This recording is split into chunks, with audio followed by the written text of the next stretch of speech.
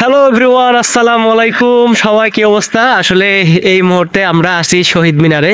খুব সুন্দর একটা প্লেস। সাথে আমার মামা, পুলিশ মামার সাথে আছি। যাই হোক, কুমিল্লা থেকে আসছে বেড়ানোর জন্য, আমরাও আসছি।